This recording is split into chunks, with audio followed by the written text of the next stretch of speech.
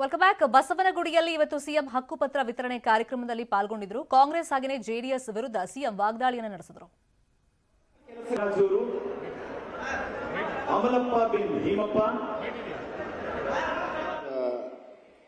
ಮಹತ್ವದ ದಿನ, ಸುವರ್ಣ ಅಕ್ಷರದಲ್ಲಿ ಬರೆದಿಡುವಂತ ದಿನ ಅಂತ ನಾನು ಹೇಳಕ್ಕೆ ಇಚ್ಛಪಡ್ತೀನಿ. ನಿಮ್ಮೆಲ್ಲರಿಗೂ ಕೂಡ ನೀವು ವಾಸಿಸುವಂತ ಮನೆಯ ಮಾಲೀಕತ್ವ ತಮ್ದಾಗ್ತಾ ಇದೆ. ಇದೊಂದು ಐತಿಹಾಸಿಕ ಕ್ರಮ ಬಡವರ ಪರವಾಗಿ ನಮ್ಮ ಸರ್ಕಾರ ತೆಗೆದುಕೊಂಡಿದೆ. ಕಂದಾಯ ಇಲಾಖೆಯ ಮುಖಾಂತರ ಎಲ್ಲ ಜಿಲ್ಲೆಗಳಲ್ಲಿ ಈ ತರದ ಜಮೀನಿನ ಹಕ್ಕುಪತ್ರವನ್ನು ಕೊಡುವಂತ 90C ಮತ್ತು 90CCಯಲ್ಲಿ ಇವತ್ತು ಈ ಕಾರ್ಯಕ್ರಮವನ್ನು ನಾವು ರೂಪಿಸಿದ್ದೇವೆ.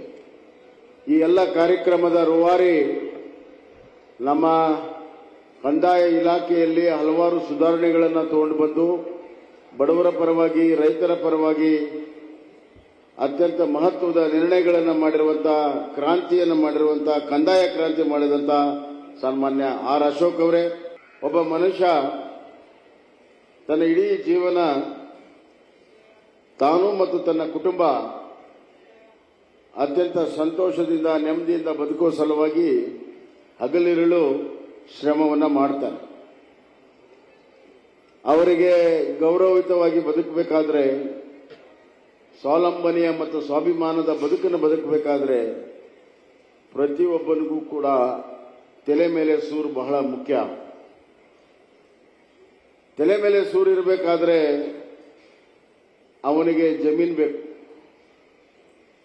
ಇವತ್ತು ಜನಸಂಖ್ಯೆ ಬೆಳೆದಂಗೆ ಅಲ್ಲಲ್ಲಿ ಸರ್ಕಾರಿ ಜಮೀನಲ್ಲಿ ಮನೆ ಕಟ್ಟಿಕೊಂಡು ಹಲವಾರು ವರ್ಷ ತಮ್ಮ ಬದುಕನ್ನು ತಾವೆಲ್ಲ ನಡೆಸಿಕೊಂಡು ಬಂದಿದ್ದೀರಿ. ಇಂತಹ ಒಂದು ಸಂದರ್ಭದಲ್ಲಿ ಆ ಜಮೀನು ನಿಮ್ದಿಲ್ಲ, ಆದರೆ ಮನೆ ನಿಮ್ದು.